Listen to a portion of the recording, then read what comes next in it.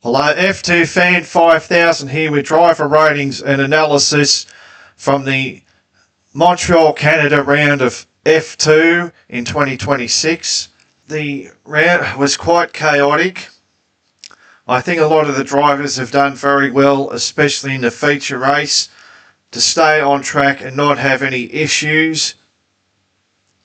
However, there's also a lot of incidents and a lot of wheel banging, a lot of crashes, so we have to see how it goes throughout the season. Some drivers really did not cover themselves in glory, but the upshot of it is that Gabriele Mini leads the drivers' standings with a lead of 21 points, and the races are going to come thick and fast now with the European League of the season coming up. They're going to be every 2 weeks until the end of July.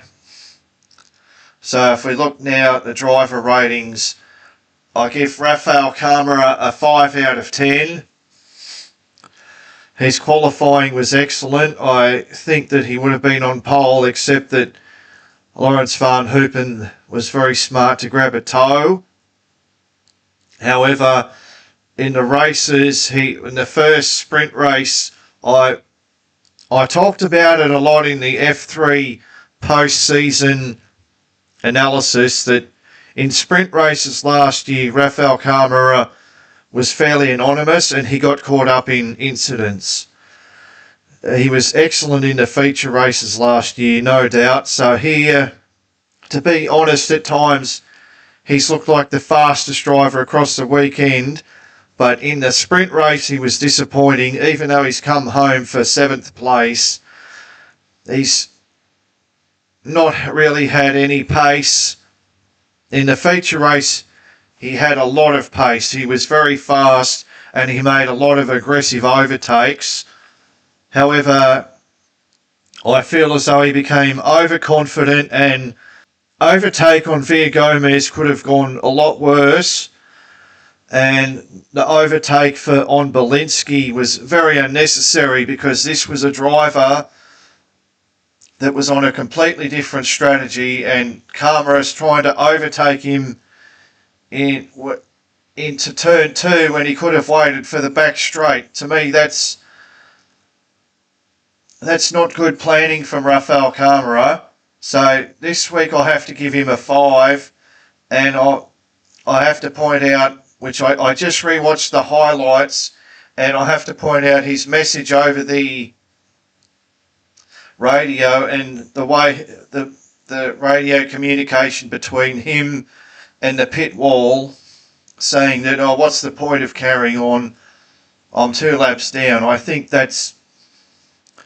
I don't want to say too much, because anyway, I think Rafael Camara should still be the favourite for the title, but I think that radio message doesn't reflect the best attitude, and it surprised me because he seems to be very circumspect and thoughtful, but that radio message I don't think reflected well upon him, and I guess he can learn from it. He was definitely in the feature race, he always looked like he was the fastest driver out there. And it's only because of the incidents in the sprint race and penalties, he's starting further back, and there's a bit of desperation, and it's going to potentially, well, because of the team sending him back out, it won't flow through to Monte Carlo, so he can reset there. Though for whatever reason, I don't really have him doing well at Monte Carlo, but I think at Catalonia his season will, what can I say, his season will get back on track. I think that's the race that he's, for whatever reason, I could be proven wrong, but I'm just remembering last year he was dominating F3, and then at Monte Carlo he was, outclassed by Nikola Solov. So I just have a feeling that might happen again. And maybe Invicta, it's also not their best circuit. But the pace was there for sure. Whatever happened, negative, the pace was there for Rafael Camara. They're the positives he can take away. Joshua Dirksen, his teammate at Invicta, he gets a 5 out of 10. In fact, to be honest, I was very impressed with his race pace, both in the sprint and in the feature, so that's why he's getting a 5 out of 10. But he's also scored no points.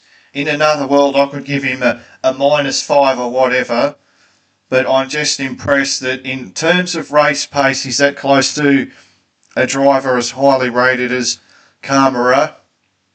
And he showed pace in both the sprint and in the feature race.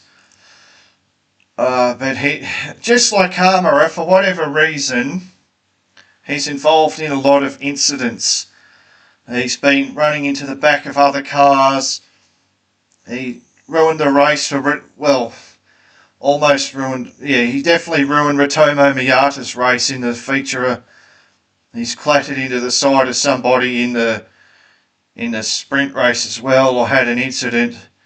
Yeah, and then again, Alex Dunn did it to him, so, and he's been in the side of the circuit, doing this, which, well, maybe that was called for, but I'm just very disappointed with his racecraft, to be honest. But the speed is there, so it's a bit like Camara. The speed is there, the underlying pace is not deniable, and I think it's very impressive that Dirksen is that close to Rafael Camara, as I said before.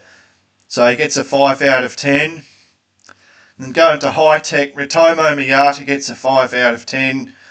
Very up and down weekend. I mean, the qualifying for Hi-Tech was dreadful.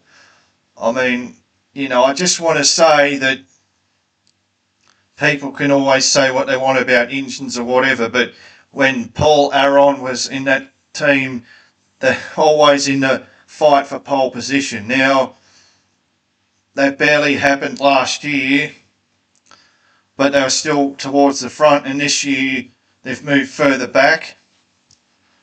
And I don't think that's anything to do with the car. I think it's the drivers are struggling on setup, or they might be struggling on pace as well, personally as a driver. But Miyata can be quite good in races. He sort of comes back through the field a little bit after disappointing qualifyings, and this was no exception, but there were so many incidents and he's failed to score points. I don't blame him for the race-ending crash with Goethe. To me, that's not his fault. I don't know why he's got a penalty for it, but that's how it is. And in the sprint, there's not a lot I can say about the sprint either. And on his teammate Colton Herta gets a 5 out of 10, though I think it's a little bit harsh. I'm going to change it to 5.5. I'm so generous, aren't I? But, the qualifying was absolutely dreadful for Colton Herta. I think he was last of the drivers that actually set a lap. And then in the races, he slowly came forward and he finished in the top 10 in the sprint race.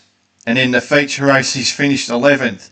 And then there was a mountain, an avalanche of post-race penalties and penalties at the last given out as the dying stages of the race as well.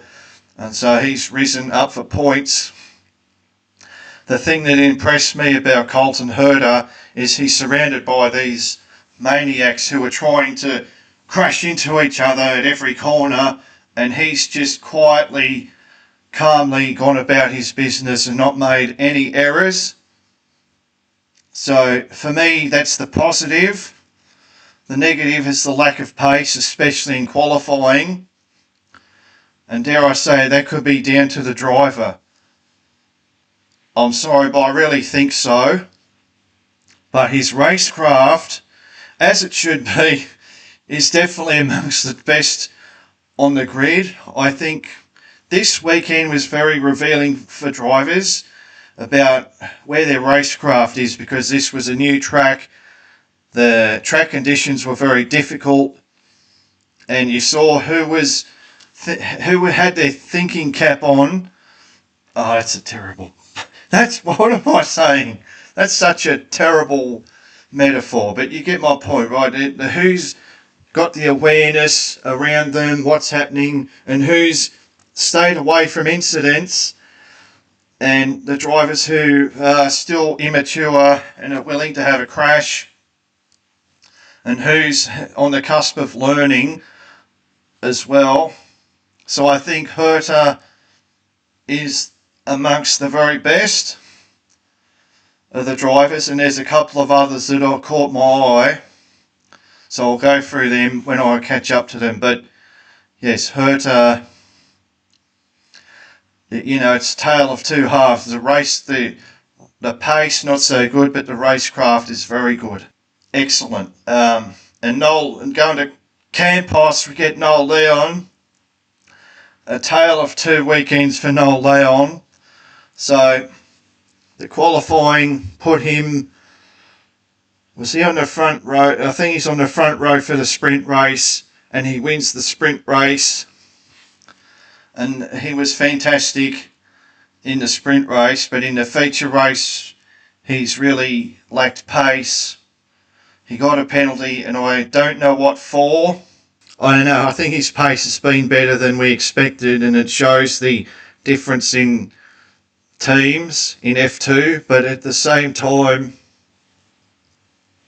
I can see the gap between him and, you can't see him, the gap between him and Solov is definitely there in terms of pace, but he's been okay, so I'll give him a 6, and that's, I know it seems harsh for someone that won the sprint race, but he wasn't impressive in the feature race. Coming to his teammate, Nikola Solov, he got us a 7, and I have to quantify that with he threw away the lead of the championship this weekend. And this is what I come back to what I just said before about drivers that already have good racecraft and other drivers that are still immature, and other drivers that are on the cusp of learning, and I feel as though Solov has to learn from this weekend. But his pace was unreal. But his patience is sorely lacking. So incidents in the sprint race cost him points, and then in the feature race he's flying, and then he's too eager to overtake Kushmini, and he spins off, and I feel as though that overtake was also on Kushmini, is too eager, and he squeezed Miney. And of course, when you go directly in front of another car, you're giving them slipstream. So if you're too close in front of them, it's easy for them to lose control. Baku 2018, Formula One. Or another good example, I think, is, and he was penalised for that, was Leonardo Fornaroli. That was his fault in Baku as well in 2025. That was his fault, but the point is the same physics apply when he's running too close behind Alex Dunn at that point, and he loses control of the car because of this effect of the slipstream. That was sort of like a reverse of this, but I think Solov has come in front of Kushmini, and then that's given Kush a lot of slipstream, and it's run him into the back of Solov. And Solov was involved in too many incidents, was too eager, but he was fast. He was like a video game, just zigzagging up through the field, and made it up to 4th place by the end of that race, despite the fact that he went to the back in the incident with Miney. So I think he could have won the race, and it's been thrown away, and the championship lead is lost. But hopefully he learns from that. That's why I say on the cusp of learning. I hope he looks back on this weekend and thinks, well, I don't have to make the overtakes all immediately. Dino Beganovic gets an 8. He was reasonable in the sprint race after a bad qualifying, and this seems to be a trend that he's kept from last year, where he, in the dying stages of his tenure with Hi-Tech, he would qualify further back, and then in the races he would come through the field. In this race he was doing the same thing in the feature, and I think he was the fastest driver out there. Between him and Solov and Karma, of course, I said Karma was the fastest driver, but coming to think of it, Beganovic probably a little bit faster, Solov was faster. So I think I was wrong when I said that. But you know what I mean. Karma was probably the third fastest driver. I think Karma had more pace than Stenson there, or Dunn, and many who all finished on the feature race podium. But, you know, he was impatient, and Solov was impatient, and Beganovic was just unlucky. He was flying. It's wet conditions. He seems to like the wet conditions. I'm sure that's a sign of a great driver. I think the sprint race was a little bit lackluster. So because I give him an 8, I think he could have done more in the sprint, and I think in the feature race he didn't finish it, so I can't give him top marks. And his teammate Roman Belinsky gets a 6. He was solid enough in the sprint race to get a point for finishing 8th place. He held off Colton Herter of all people. Imagine telling Roman Belinsky, oh, you know, one day you're going to be fighting Colton Herter for a championship point in an F2 sprint race. He's like, what? But there you go. And then in the feature race, he's been on the alternative strategy again with Colton Herter. They're running together the whole race, and then he goes off at the hairpin. I think it was a good race from Belinsky, but a poor qualifying session seems to be the Dam's trait. Remember last year, Jack Crawford qualifying 20th, coming through the field. Now it's Beganovic, and Belinsky's joining him on that mission. But it's how many points did he get in the end? He remember, this is the driver that Rafael Karma tried to overtake. Belinsky, nothing.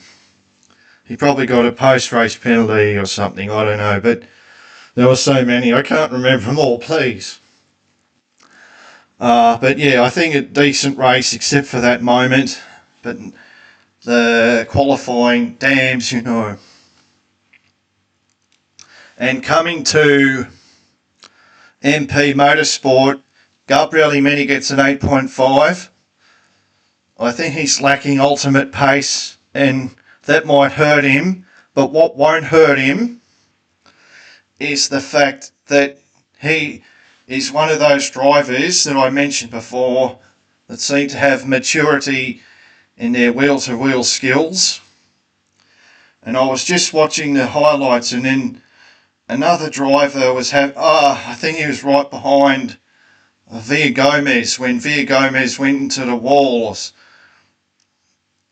and he's just that was one incident, and there's another incident. But if you watch, Gabriele Mini's driving very carefully, and he drove very intelligently. You just have to be somewhere near the front, don't have any incidents, and pick up the points. And this could be a charge to the title, because he is the championship leader, and I believe that he can win the championship. But the thing that he can't do is lose his pace. He can't be too slow.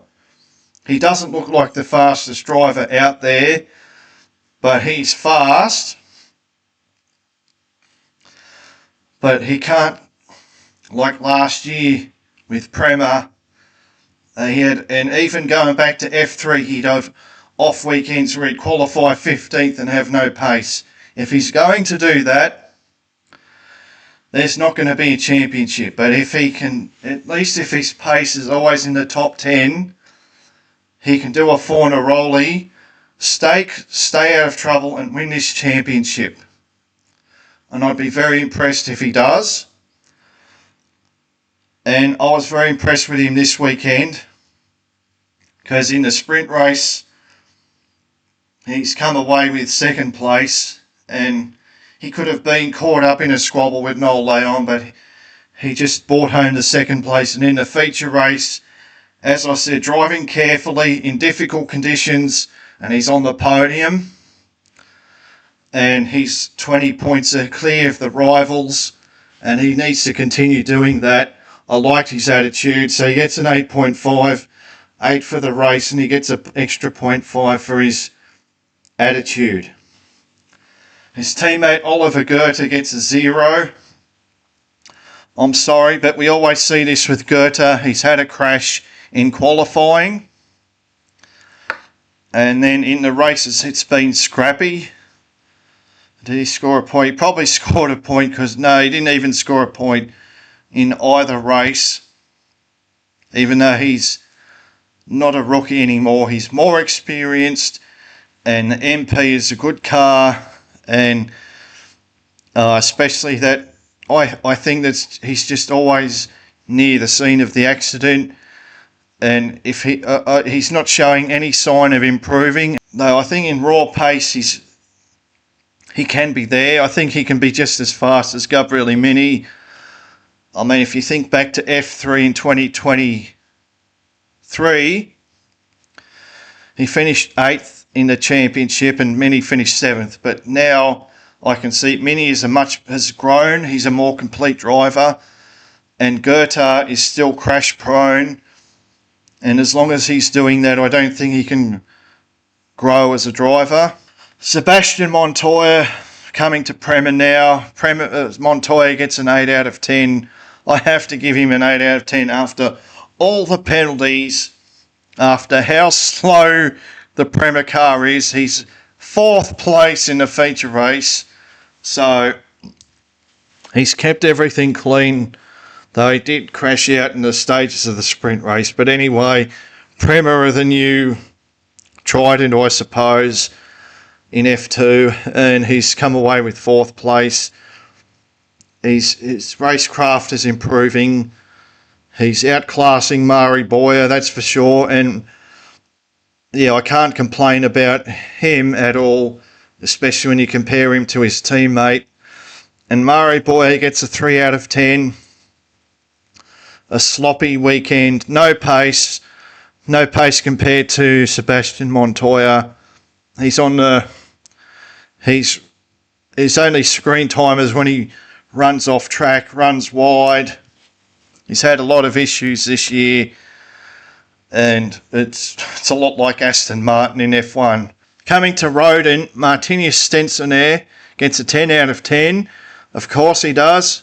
He's on the podium in the sprint race, made his way through slowly and carefully.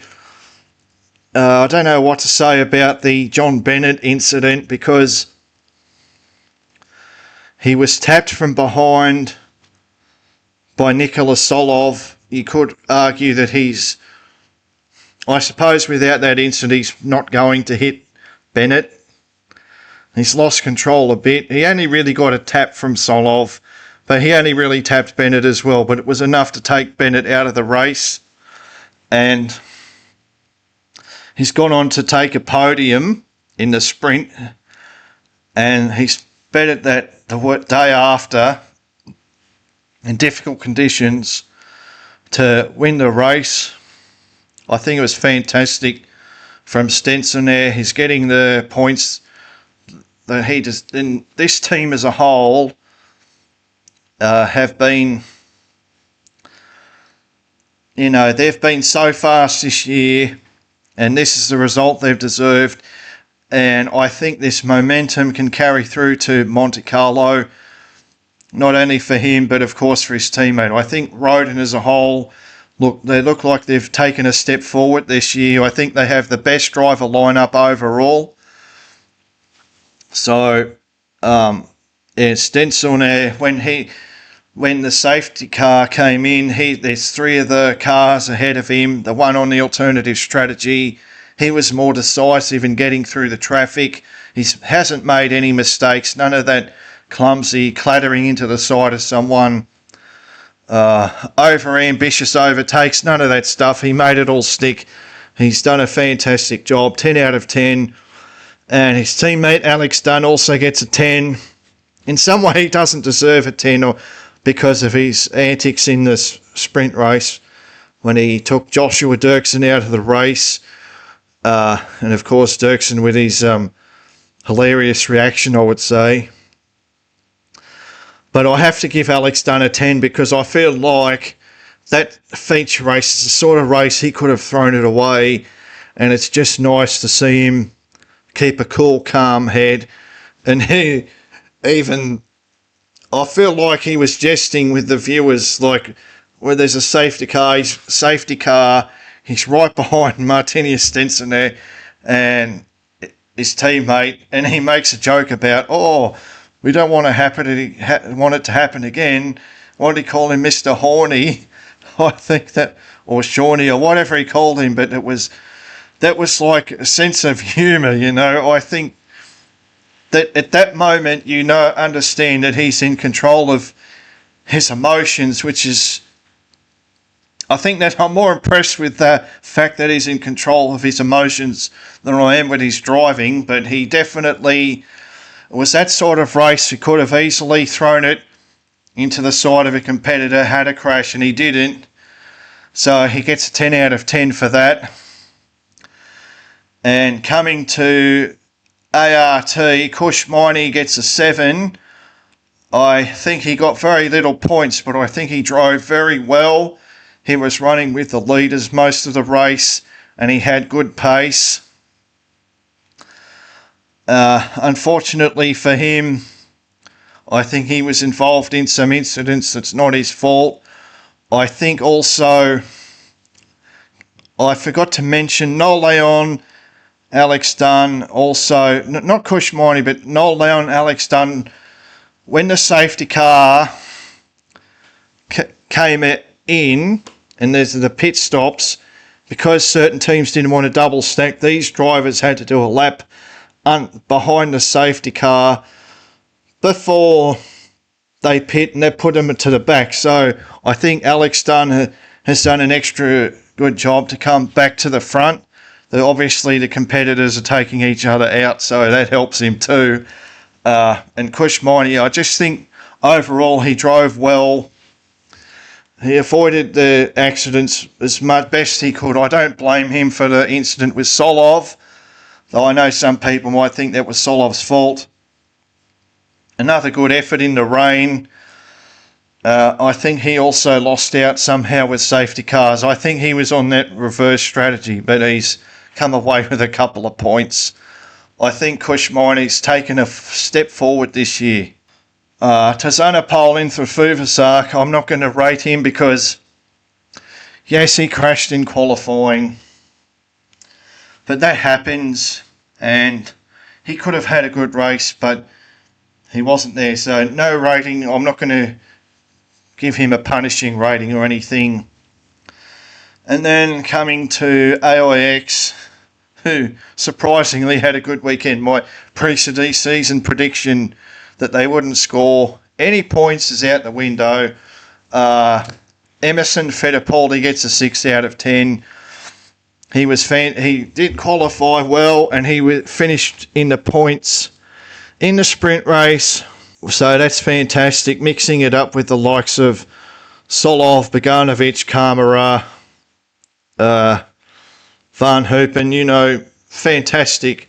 And in the feature race, he's crashed. So, tale of two halves. Qualifying, yes. Sprint race, yes. Feature race, no. 6 out of 10. But Ken Shields, I have to give Ken Shields a 10 out of 10. I can't believe he scored points And even without the penalties, he's finished in the top 10. When you think the quality of some of the drivers that have crashed, and he's had no incidents, he's just stayed on track. I think he's, for Ken Shields standards, that was fantastic. And I don't blame him for what happened in the sprint. I think that was on Mari Boyer. Mari Boyer got the penalty, and Ken Shields, I can't believe he got those points. Fifth, eventually he's fifth, but I think he's eighth on the road or something, and then all this avalanche of penalties came in. So, and I think some of the drivers that got penalties went out of the points, and then other drivers got penalties, and that driver came back into the points. I think Nolt Leon is one of those drivers. So it was crazy after the race, and Ken Shields on the improve. Maybe he could be the Aston Martin F1 driver next year. I think they'll be a good fit for each other. And Nicholas Varone, I think the most unlucky driver of the weekend, potentially him or his teammate. So Varone is in qualifying, something happens and he has to pit when everyone else is setting their fastest lap. Up until that point, he's flying. Rafael Villagomez qualified very well. I think Varone could have easily been in the top 5 in qualifying. Absolutely gutted for him. And then in the sprint race, there's issues. In the feature race, there's issues. But he comes away with a couple of points and set the fastest lap as well. So Varone, I think he showed a lot of pace. I think he can be very happy with that. And he's got to just realise that his time to shine in these cars is coming.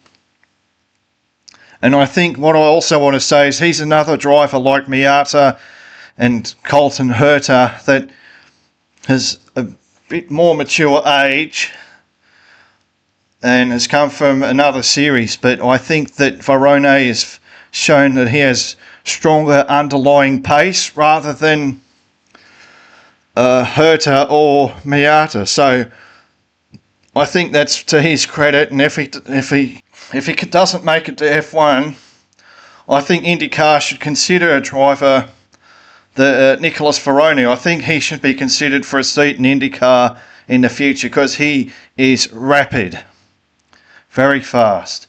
And his teammate Villagomez, I've given him a 4 out of 10. I think that's wrong. I'll give him a 5.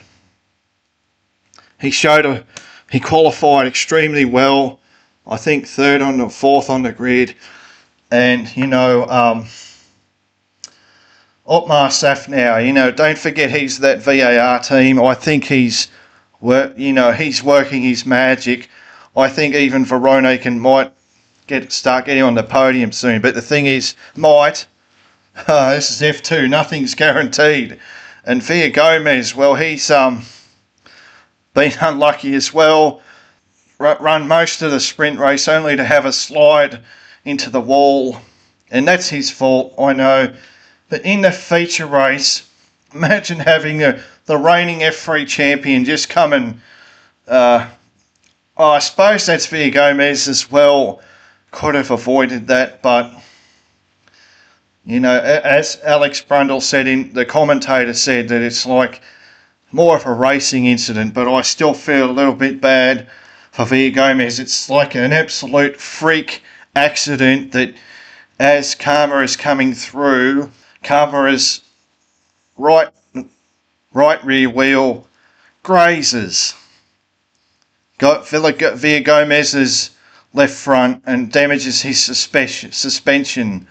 I think that's just almost like a freak accident. He had decent pace, though he was obviously on the back foot. Obviously, there's a lot of fast drivers in this field, so he's obviously not one of the faster ones, but he's doing a good job. I'll give him a 5 out of 10, but no points. And of course, the crash is, that's his fault. But I think it's, I know, I mean, the Circuit de Gilles Villeneuve, fantastic circuit, really test drivers, a beautiful circuit. And coming to Trident, more unlucky drivers. Maybe I've got to take back what I said about Verona. But first driver, Laurens van Hoopen, has turned this team around. I feel like he must have been working hard and behind the scenes helping the engineers, getting the setup right, and he's put it on pole. Can you imagine Trident being on pole in F2? Sometimes the driver just needs the right people around him and time, and they start to work their magic. I think Laurens van Hoopen's doing a great job. He did well in the sprint race to score good points, but I think he reacted too much to Nikola Solov. Nikola Solov was very aggressive, and Van Hoopen is over-defending, and he's coming through that chicane at the end. It's wet offline, and he just ends up in the wall. So he gets a 6 out of 10, and John Bennett gets a 5 out of 10. Excellent from John Bennett to be in the top 10, holding his own. He was taken out through no fault of his own in the sprint race, and in the feature race, he's involved in another freak accident in the pit lane. And I've written something here about this, because this is what I don't like about F2 sometimes. So with Laurens van Hoopen, before he crashed, I'm like, this guy's going to crash, because he's just going offline to over-defend Nikola Solov. I felt like not 5 minutes before it happened, but just a couple of seconds off when he's moving offline, going into the chicane just before it happened. I'm like, I think he's going to crash, and he did. Wall of Champions, nice wall to crash into, of course. So this brought out a safety car and unfortunately caused a stacked F2 pit lane. There are always winners and losers. There are always winners and losers in this situation.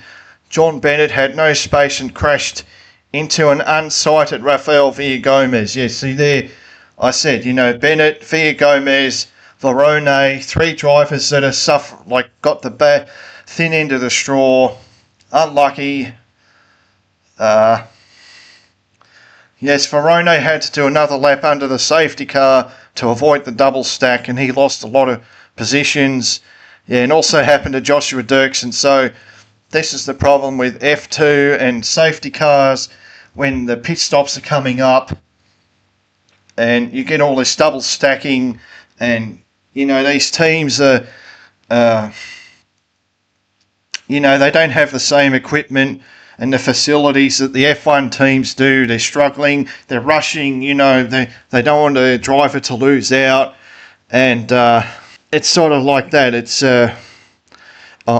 that's one thing, and I don't know what you can do about it, because if you have to have a safety car, you have to have a safety car, and if you have to pit, you have to pit, and of course you have to learn how to take advantages of safety cars in motor racing. They do it in IndyCar, Super Formula, Formula One, so these drivers are learning these skills.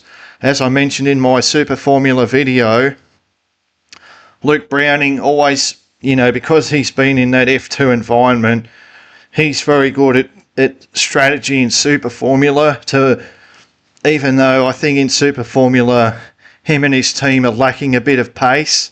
The safety cars aren't always a good thing for Formula 2 in terms of fairness, but I think, and it always is going to create chaos in the pit lane. So we've had John Bennett and Villagomez affected there. I think John Bennett was very unlucky. He's been outclassed, of course, by Van Hoopen, and this was a strong weekend for him, and it's been taken away from him in both races. And some people will say it's John Bennett's fault. What happened?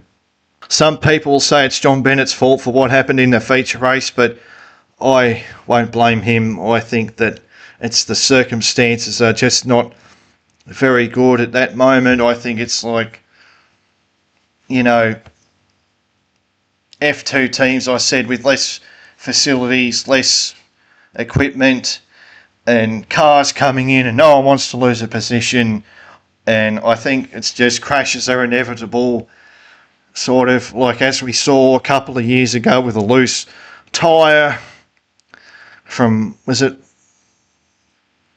I remember the tyre hit the rolled and hit the pit crew member for Amaury Cordeal, the high-tech team, the rear tyre changer. Where'd the tyre come from? I don't know whose car it came off. I don't remember now, but I know that it hit the tyre changer. This was at Imola. And this is a similar sort of situation, though it's not the fault of the team. It's just three cars trying to, you know, not lose positions in the pit lane, and yeah, maybe there's some fault on John Bennett. I really didn't think so when I watched it back, because it was really, and Villa Gomez too, though. That's not what took him out of the race. That graze, that almost freak accident with Rafael Karma, you know. And you have to feel sorry for Villa Gomez, because he's actually been quite quick this year. And I think VAR are doing a great job, and they only have 2 points finishes to show. So that's a team looking to do better. And just looking at the standings, I can see Gabriel Imini's got that little gap. And there's a chasing pack of Karma in second with 36 points. Solov with 35. Stensonair with 35. Leon with 33. Van Hoopen with 33. Dunn with 30. Beganovic with 24. I think so far this year, those 8 drivers that I just mentioned, they look like the ones fighting for the title, or at least fighting at the front on a regular basis. And to be honest, I think on his day, Verone can join that lead group. But before I get to that, I think those 8 drivers, and I think that Gabriel Imini, if he plays his cards right, this could be his opportunity to do what Leonardo Fornaroli did last year, because he's got that 20-point gap and he's got a chasing pack. He doesn't have one driver chasing him down, he has a pack chasing him down. So if he's just bagging those, if he's careful, and of course he wants to win, I'm not saying he shouldn't win, but on those days when maybe him and the MP package, the setup, whatever it is, they're not always as fast as the Rodin or the Invicta. Okay. But what they can be is, if he's just picking up the 4th places, the 3rd places, the podiums, or the 4th and the 5th in the feature race on a regular basis, and if that chasing pack, you've got Kamara, Solov, Stensonair and Dunn. I wouldn't include Noel Leon in that. I think, yeah, I feel as though he's not really in the fight. Beganovic could be if they can improve the reliability of the Dams car. Well, I think especially those 4 drivers, Kamara, Solov, Stenson and Dunn, if they're fighting amongst each other for wins and there's no clear opponent, if there's 4 of them against many, they're going to take points off each other.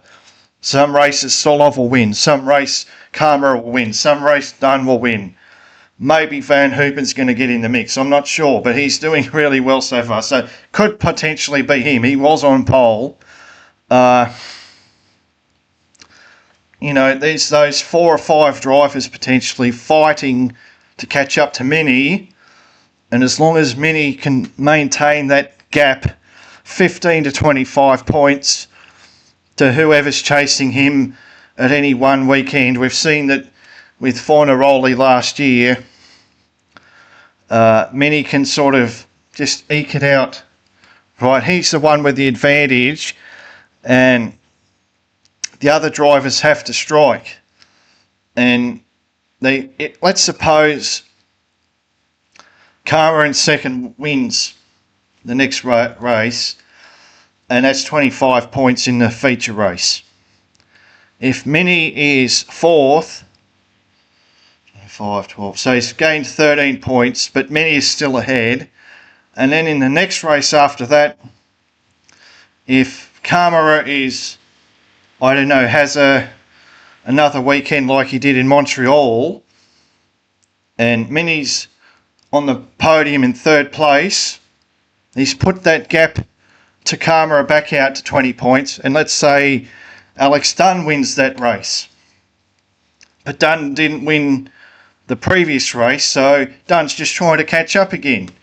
And in this way, Fornaroli took the title last year by just sort of maintaining a gap and not to the chasing pack, and not having any clear contender against him, because they're taking points off each other.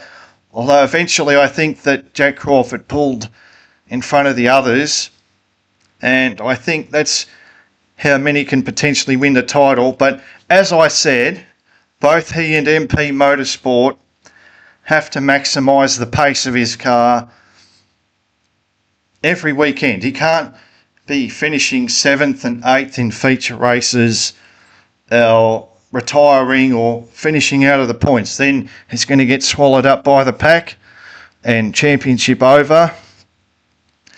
As for the other drivers, I have to say Roden looked very strong this year. I think the lineup is strong. I think the team is really the fastest car this year. I think Stenson and Dunn are pushing that team forward. I don't see why they can't win more. If they show the pace that they had in Melbourne and Montreal, if they can carry that into the European leg of the year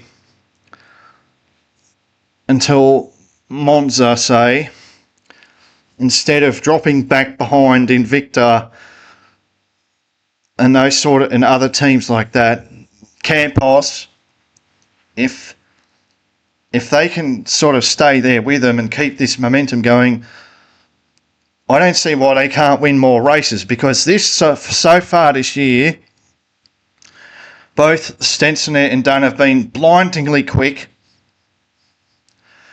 And in terms of the top 5 positions, you've got to see that they can also double team against like the likes of Mini and Kamara and Solov. Even though Noel Leon is there, I feel as though he's not really in the fight, and when the push comes to shove, he will drop away.